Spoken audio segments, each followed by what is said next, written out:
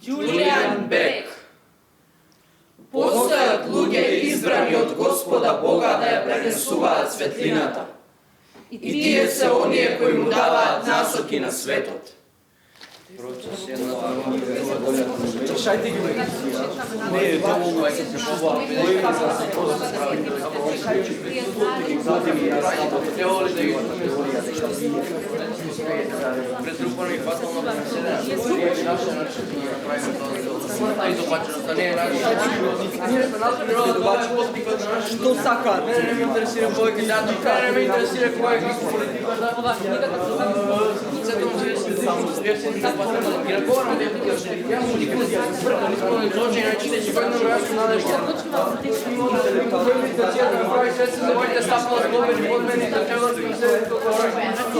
Ние не сакаме да размислуваме. Ние сакаме да размислуваме.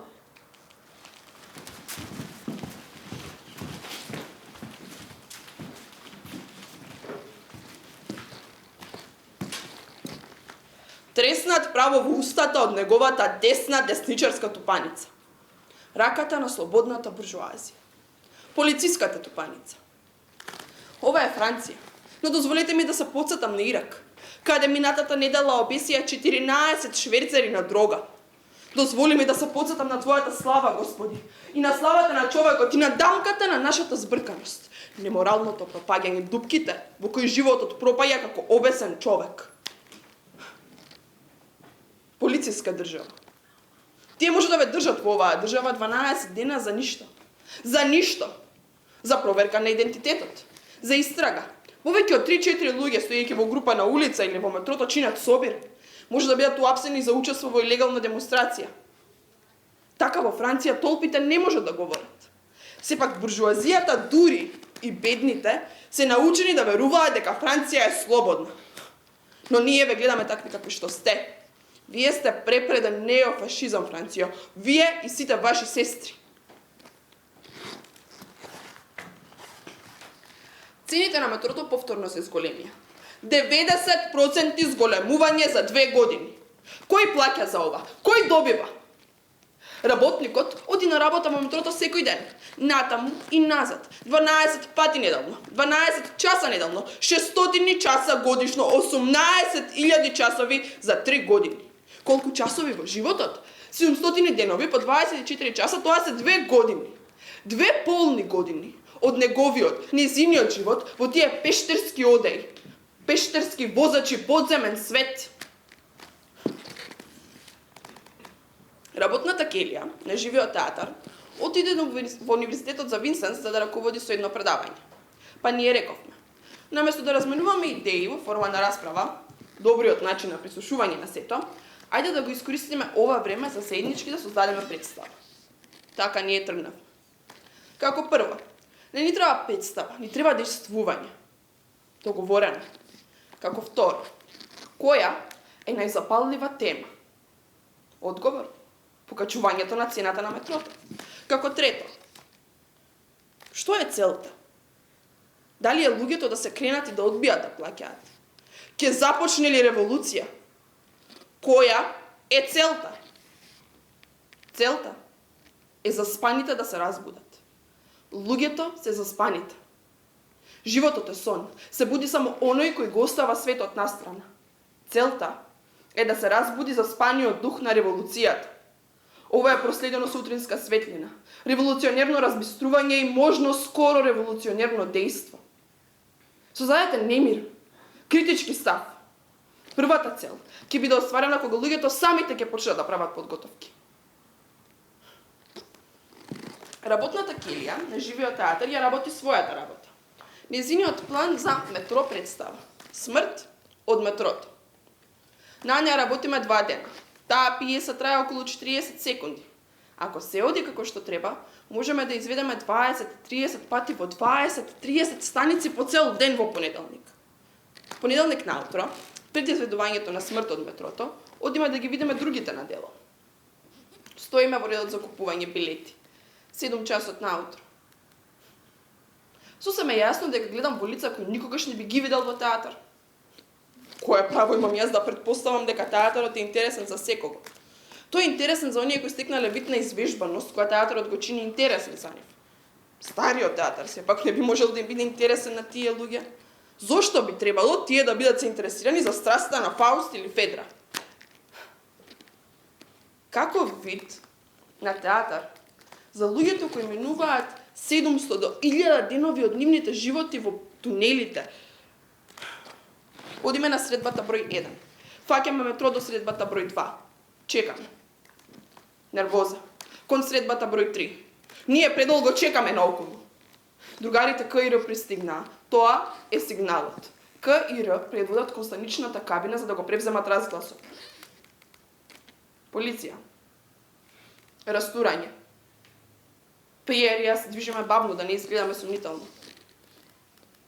Полицаец ме зграби за левиот лакт и ме заврте наоколу. Крвта на бек ги дамкоса мирните демонстрации. Тоа луѓето смеат да го знаат. Сето знаење за луѓето. Во полициското комбе, полицаецот кој ме треснавлуеше навреди кон нас. Ме терате да жалам што не бе во СС за навистина да можев да се погрижам за вашиот вид. Луѓето бе мразат. Тие не ги сакаат вашите лајна. Се што правите е да предизвикате неволи. Токму затоа треба да се погрижиме за вас. Еден млад работник уапсан со нас му одврати. Токму затоа треба ние да се погрижиме за вас. Големата тупаница. Ти си премлад за да ти бидат скршени забите. Ти си премлад за да имаш вештачки заби. Потешко се јаде со вештачки заби. Работникот, активист, анархо-синдикалист, нема баш многу за јадење. По 4 часа не пуштија. Радиото службено јави. 12 демонстранти беа задржани заради потврда на идентитетот. Тоа беше тенкото подкритие кое француската полиција го употреби за прекинување на уличниот театар, Герилски театар. Каде? Како? А нема многу време.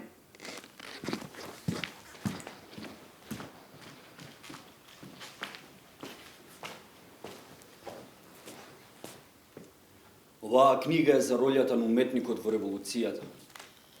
Не е доволно да се пишуваат поеми за да се просветлат интелектуалците. 400 години јас работев под лажливата теорија дека вие ќе успеете да револуционизирате свеста на буржуазијата или аристократијата преку средствата на уметноста, а потоа тие ќе го преобратат сиот свет. Духовните филозофи имале направено истата грешка. Помислата дека високата уметност и длабоката мисла постојат само за повластените групи, а не за луѓето, ја негира смислата на науката и уметностите како свети убавини. Како не успеавме го приметиме тоа. Дали ние избраните уметници сме прелажени исто како што се прелажени и луѓето? Капитализмот и државата градат огромни театри со цел да ја задржат театарската култура, ама во исто време, кога на таквите места уметноста ја ослободува свеста, стисокот на демоните се стега. Какво добро се комплетните дела на Толстој, на Есхил, на Стрингберг, како гледачот станува се повеќе и повеќе ограничен од робството на системот. Какво добро се лирските оргазми, ако за нив треба да платите. Треба да платите со вашата крв, со вашата смрт, со вашата душа сервирана на мраз. Ако треба да платите, тогаш кој е проститутката? Јас сум проститутката. За набрзинка, вашата плата ми плаќа за мојата дрога. Буднете ме во газот. Ама ако тоа мене ме прави проститутка, многу добро знаете што тоа ве прави вас. Мислите дека ова ќе трае за секогаш? Ние, толкувачите, нема повеќе да ги облекуваме оние турско-индиски светло-лилави нешта за да ве привлечеме во безбедната палата. Ние прогласуваме ослободување на работникот изведувач. Надвор од оваа накитена крварница затвор, надвор на улиците, на светот, ние ги напуштаме блудничките арени. Магијата на блудниците. Преверзијата од поседувањето на маскираните господари. Кога ќе биде следна представа, ќе биде определено откако ќе излеземе од оваа накитена крварница затвор. На овој златен затвор. Затворениците не знаат што ќе работат кога ќе излезат, тие само сонуваат. А јас сум движен од лудилото на мојата разумност. 40 години јас бев школуван да бидам уметник, да служам на културата во средство на уметник. Јас бев оној што ја менуваше судбината. А тие ми велат дека не знам како да успеам таму надвор на улиците. Па ќе видиме за тоа. 25 години прекрасна куртизана, а сега уличарка. Ма ќе видиме за тоа. Повико да се биде во претходницата, во авангардата со будалите и со хероите, таму е воскитот. Таму сакам да бидам, таму јас успевам. Сакам таму каде што е дејството. Ако е корисно. Бидејќи јас секогаш зборувам за хранење на сите луѓе, јас кој никогаш никого не сум нахранил. Освен камењата.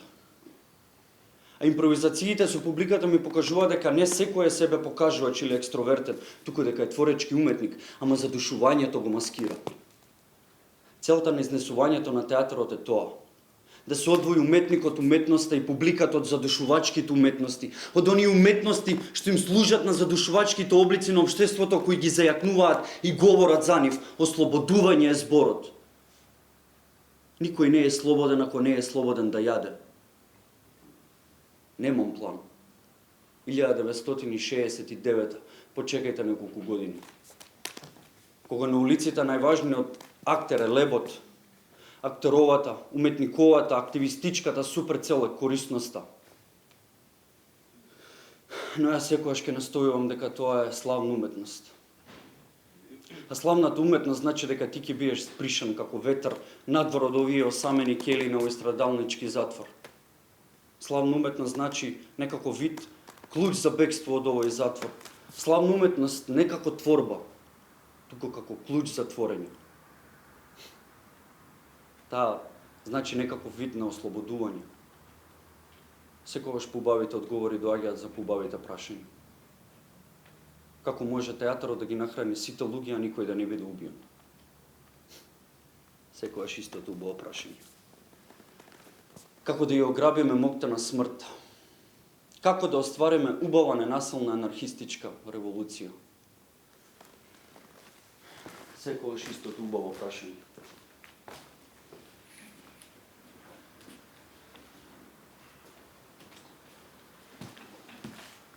И тогаш Могадор стана несигурен и сиот свет беше небезбеден. Секоја минута несигурен. Јас сум одвоен од тебе и ти од мене до смртта, а не соединет. Зошто треба да биде инаку? Од каква предност, ако не постои клисура меѓу нас?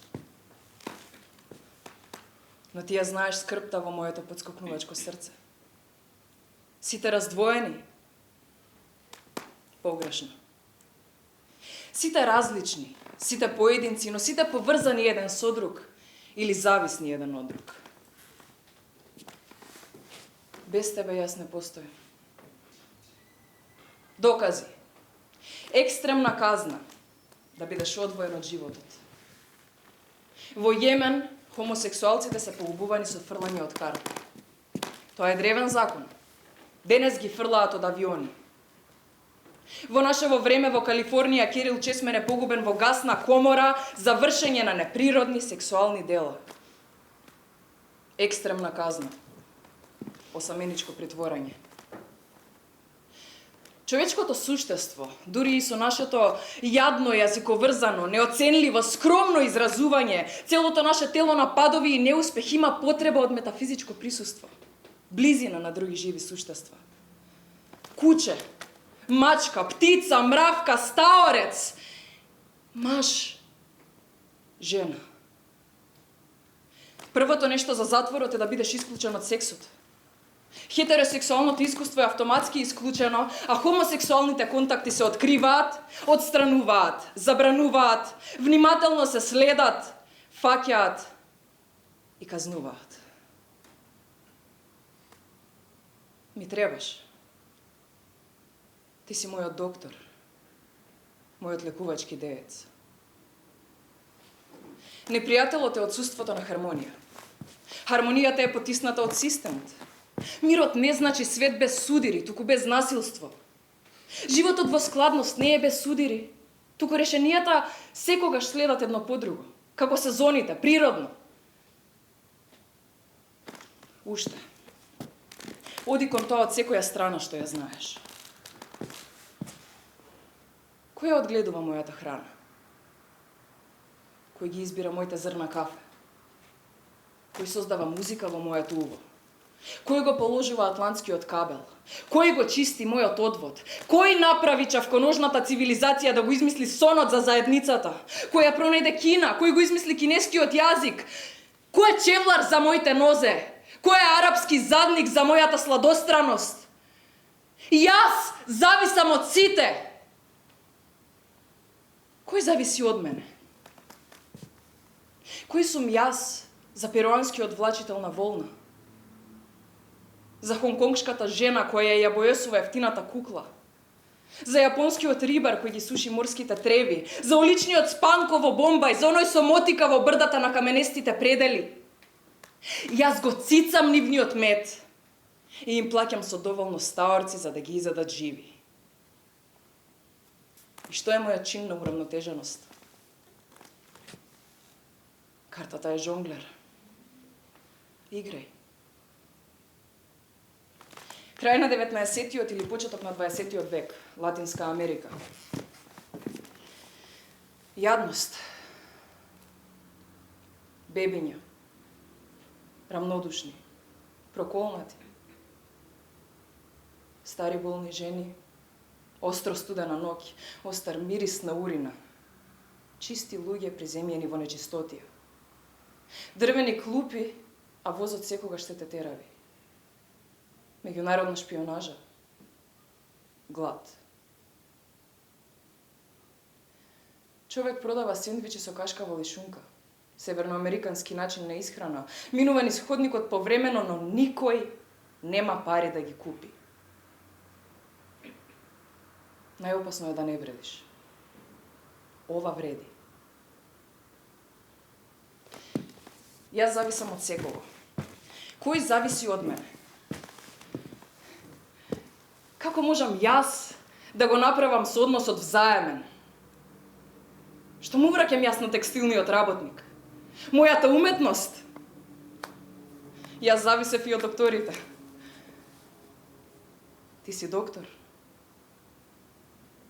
Планетата умира. Самоубиство. Кога јас сум одвоен од тебе. Ја потврдувам мојата голема зависна љубов. Јас сум хиндустански носач на вода. Јас сум орис од позадината на мексиканско буро. Јас сум производ од либиско потекло. Јас сум руска нетрпеливост. Јас сум американска гордост. Јас сум исламско потиснување. Јас сум оаза. Јас сум актер и гледач. Јас работам во театарот за да ги отворам вратите на амбарите. Ја изострувам свесноста. Ги сечам завесите на измамата убаво, за да можеме заедно да минеме онаму каде никој не може да мине сам. Тоа е театар на бегството. Од смртта А сега во последниот век нештата се случуваат побрзо, повеќе луѓе, повеќе свесност на илјада, повеќе хемичари, физичари, инженери, поети, револуционери и визионери на илјада, повеќе идеи на илјада, повеќе продорност од обивката што не обкружува белоглава, повеќе опозиција, повеќе крутост. Мора да се движиш бргу. Ние мораме. Јас повторувам. Ако ние можеме да чувствуваме, тогаш ние ќе почувствуваме болка. А болката би била толку голема што ние би ја скончиле. Ние сме бесни бидејќи ние ги потиснуваме нашите чувства. Затоа Могадор стана несигурен. Крај на одвоеноста. Крај на болката.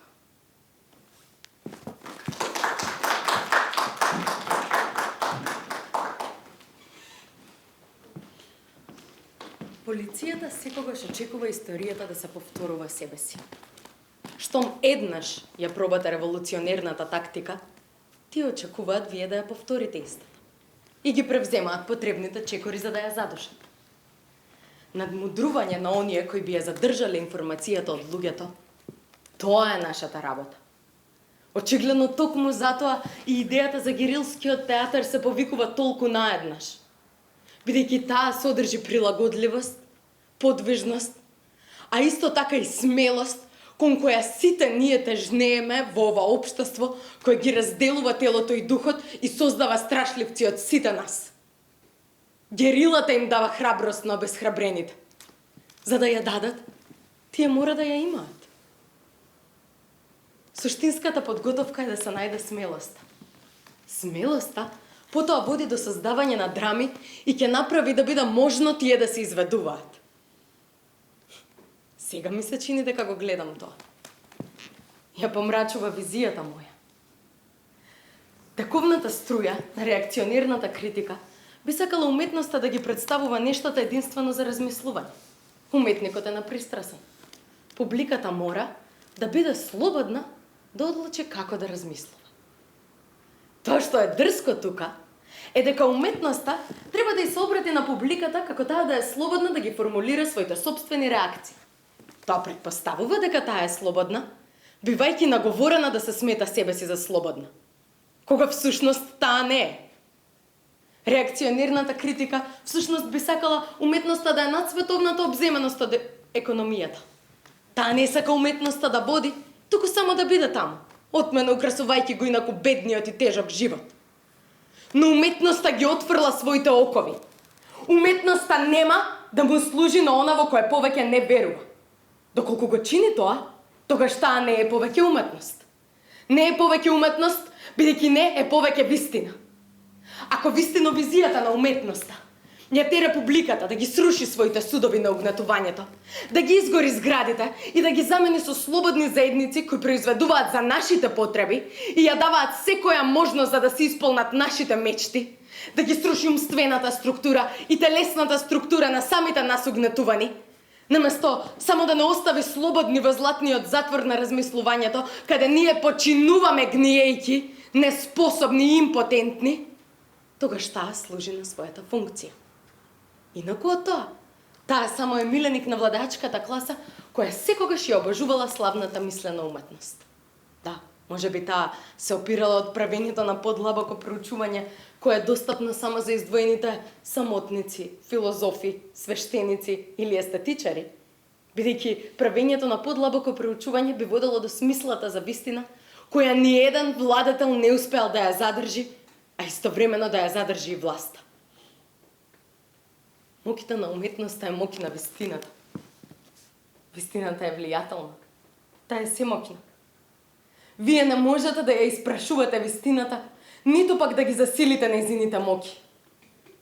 Вистината е еден од најважните инструменти во човековата борба за храна и слобода. Ние излегуваме за да ги вежбаме тајните моки на вистината. Ахимса, силата на вистината, кој може да ја одолее? Колку долго? Уметноста го соопштува тоа. Но оваа содржина седи затворена чекајќи да биде ослободена. Револуцијата бара промена во градбата. Промената во стилот не е револуција. Да, може би револуцијата во поезијата, или сликарството, или музиката е дел од потполниот револуционерен модел, но тоа не е доволно. Без понатамошна револуционерна активност, нејзината револуција не е повеќе подривачка. Тоа е само промена на метафизиката во атмосферата. Поинаку од тоа, таа само и помага на владеачката класа да ја задржи својата предност. Театарот е еден бунт против воспоставениот поредок. Уметноста е бунт. Бунтот е тој кој не успева.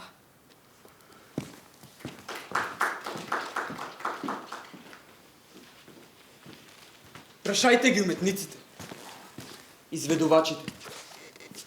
Што сакаат тие да прават? Зошто тие сликаат или работат во театар денес? 1971 и тие ќе ви одговорат. За да ја зголемат комуникацијата. Комуникацијата.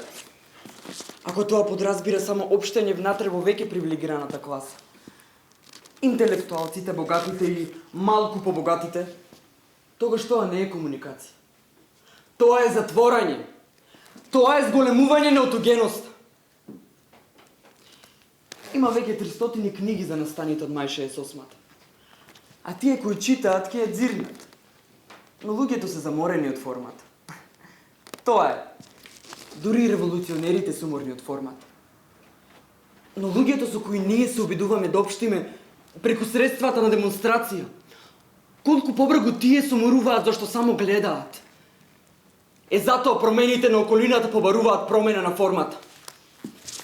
Сега ние мора да најдеме нови форми за револуционерна акција. Ние се уште не го знаеме магичното љубовно бомбардирање кој ќе ги претвори демонските сили во небески. Ова е амбис! Амбис! Тој ги соголува старите желби. Телото сака да функционира инаку. Нервниот систем ја преименува својата градба. Замислата која го создала огнот, јазикот, медицината, ќе избере други патишта за да живее во светот. Да обшти, да лечи, па дури и да избира. Е затоа Аристотел вели, изведувачот не бара одигрување, туку состојба да се биде таа повикана имитација. За 10.000 години ние сме живееле во недоволност. Се е недоволно. Сето што го чиниме. Ние не можеме да правиме повеќе додека не ги покачиме нашите можности за да правиме повеќе. Да ги покачиме можностите на луѓето да станат луѓе. Тогаш тие танцуваат околу олтарот, голи, нахранети, расширени како надежда. Создавајќи ги од своите собствени руини нештата за кои сануваат. Знаете, јас имав навика да се палам на Моцарт. Пред 20 на години веќе не. Има нешто погрешно во таа сунчевина.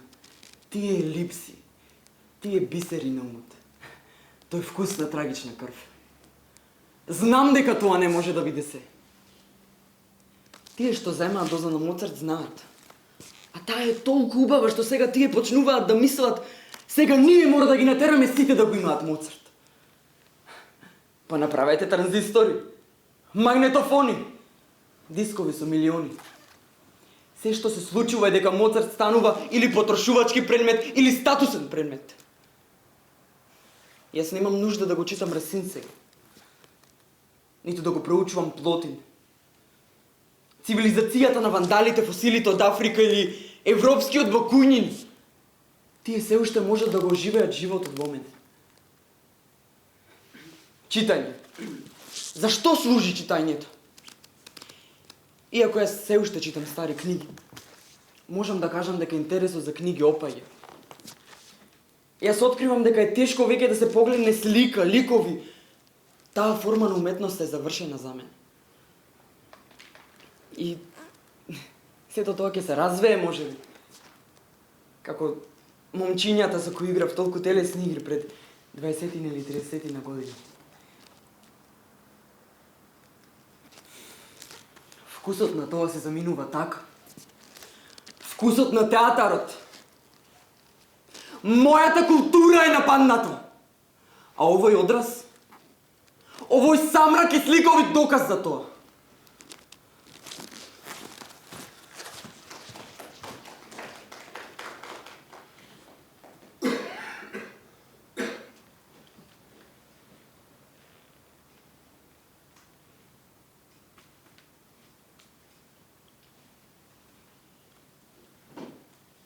Процес.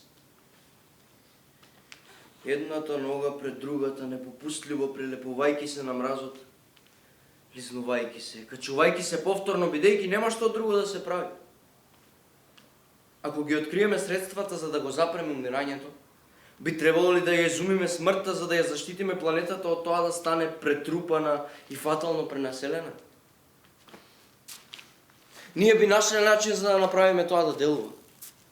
Смртта и изопаченоста не е нагонот за живот. Ние сме над природата. Ова е поттикот на нашето време.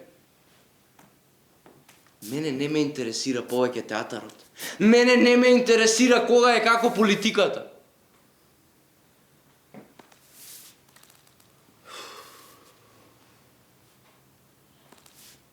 Се подсетувам себе си да дишам 40 на пати на ден. Ги наговорам вените и артериите. Јас сум збунет, збркан, исполнет со очај најчесто.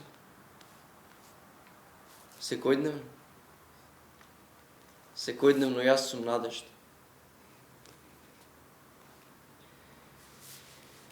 Има одреден миг во кој медитацијата ме прави свесен за моите стапала склопени под мене и за чевларот кој ме следи откако го добив мојот прв пар. Неговото чукање ме движи цело време. Тој прави моите нозе да чекорат по голата земја. Тој ме носи напред, а јас му плаќам 75 центи. И сите ние одиме напред, како огромен глечер, неповратно движење. Проблемот е да се заштитиме од уништување на себе си. Несреќа, катастрофа, судир со бескрајната смртна ноќ. Зашто ние сме глечерот. На него, а во него ние сме историја, таа не е надвор од нас. Ние правиме да крвари до смрт. Додека бродот плови, ние тонеме. Револуционерот се крева во ледената пештера, прави оган на мразот. Санки, кога луѓето креваат во стание, мразот пука, глечерската структура се топи, но луѓето се над неа. Високо. Она што сме денес нема да бидеме утре. Ние сме над природата. Слава. Неопходно е да се открие што може да се стори. Потоа ние смислуваме како да го сториме тоа, а потоа да го сториме тоа. Процес. Тргајќи по нашиот изгубен трибализам, создади нов трибализам. Заедница во која единката не е жртвувана на заедницата, ниту заедницата на единката. Апсолутна заедница. Знаете, племето има своја собствена харизма. Племето е група на луѓе поврзани меѓусебно со љубов. Од тука тие наоѓаат начини како да опстанат и од тука племето има посебна волшебност во повеќе или помалку безљубовно општество. А општеството? Општеството неволно ги трпи ромите бидејќи им го доверило ним чувањето на некој од тајните, некој од црните магии. Општеството ги трпи експерименталните заедници, се додека мисли дека тие само работат на изнаоѓање на решение на проблемот поставен пред нас од непрактичките утописки предлози. Ако тие не најдат решенија, тие самите ќе свенат. Но ако најдат решенија, општеството ќе се обиде да ги превземе или да ги уништи. Ова е злокобната тајна во оружарницата на општествениот ум. Мртвото нешто. Зборот племе сега е користен за да ги опише оние групи кои се блиски до тие групи кои никогаш не ги губат нивните соодноси со земјата, со сонцето, со месечината, со ветрот, со водата, со телото, првобитните нешто, чие постоење е тестамент за некој вид на природното. Тоа е невештачко, нежност кон нерасипниот живот. Племето е начин на заедничко влебување. Секој член трага по придобивка и добросостојба за сите членови. Тие востановуваат заедница во која единките не се отуѓени една од друга. Племето, како и животните опишани од Кропоткин, ги врзува сите своји контакти со мистериозната сила и мелодија. Тоа е жив символ на корисно однесување, на клуч, вечен ритам. Племето поминува, а студениот и преплашен гледач пропаѓа во својата осаменост. Гледа роми, гледа евреи, гледа караван од актерки и актери, ги презира заради нивните вродени таинства, завидува на нивните способности да ги прават. Мрази и се надева дека тие ќе ја надминат неговата омраза. И знае дека ќе ја надминат.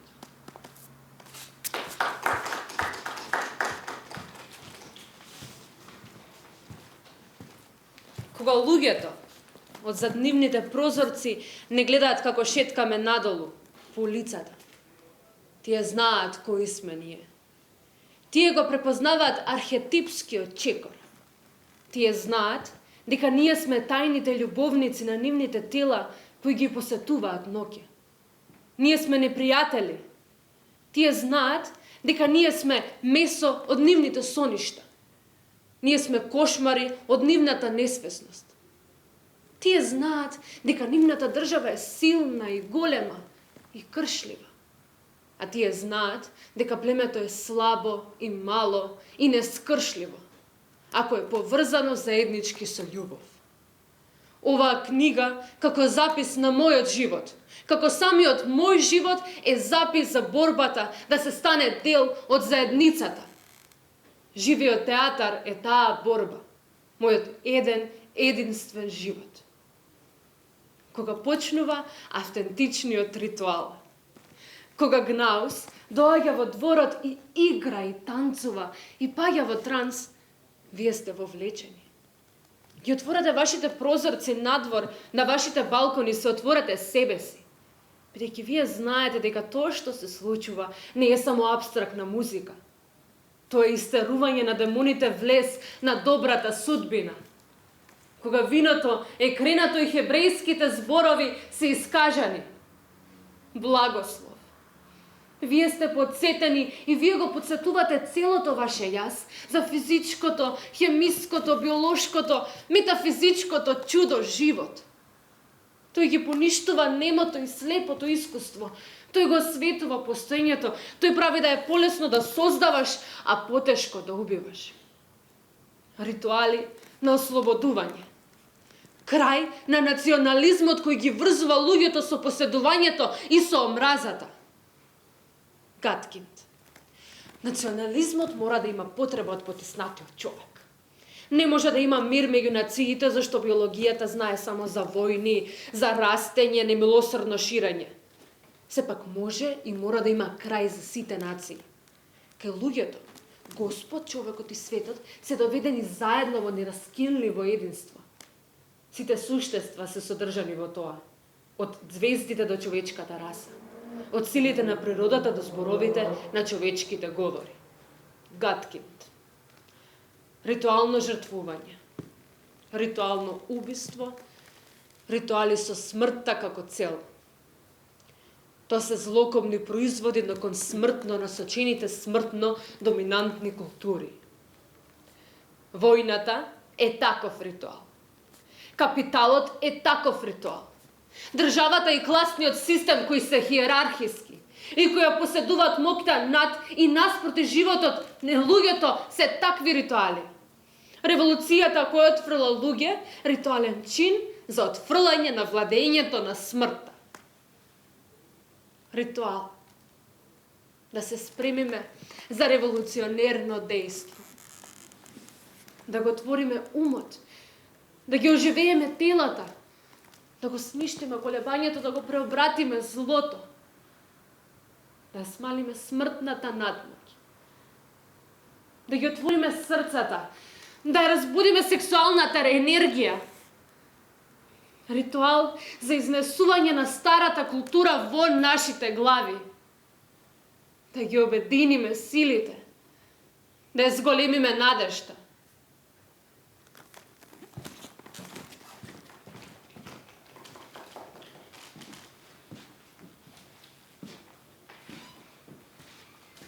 Религиозен театар.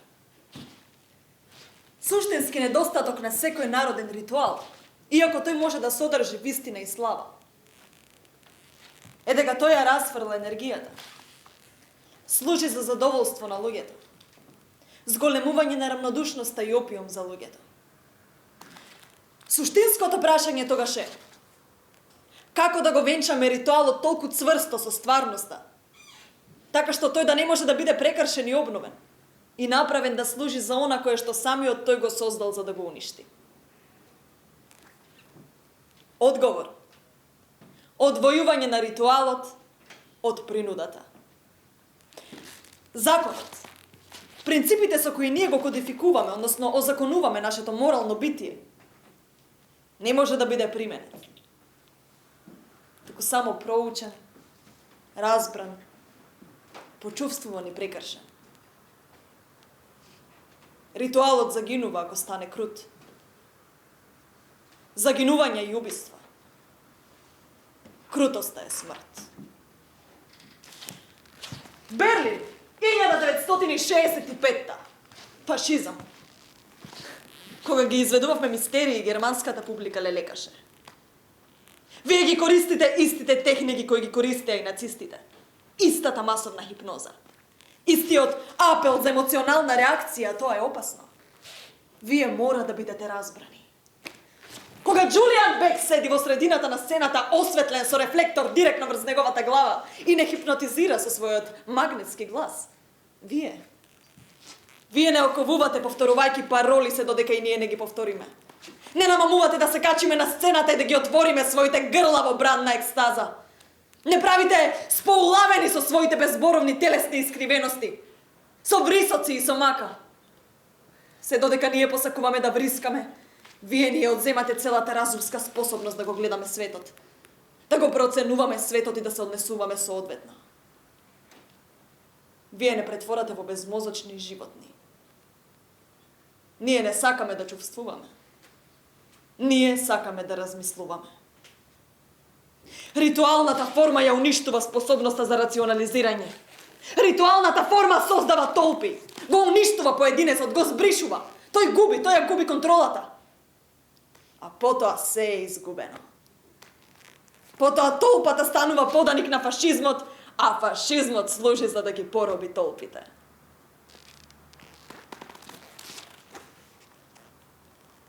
Ова е тоа што го рекоа. Па која е разликата помеѓу техниките користени во мистерии и техниките користени во Третиот рајх? Сега ритуалите си имаат своја собствена магија. Магија содржана во самиот апел до психата. Психата мрази и психата љуби. А дали сме ние повеќе наклонети кон едното отколку кон другото? Ритуалот го буди чувството, а убивањето произлегува од чувство кое е нечувство. Па и новиот свет ќе излезе од чувството. Ритуалот кој е националистички, кој го проширува чувството, а потоа го ограничува. Ритуал кој преобратува навнатре, а не нанадвор, е отровен и убиствен. Во мистерии, ние формиравме круг и ја поканивме публиката да ни се придружи, без тоа да го направиме правило. Ние апелиравме на слободната волја. Ние ја разбудивме слободната волја.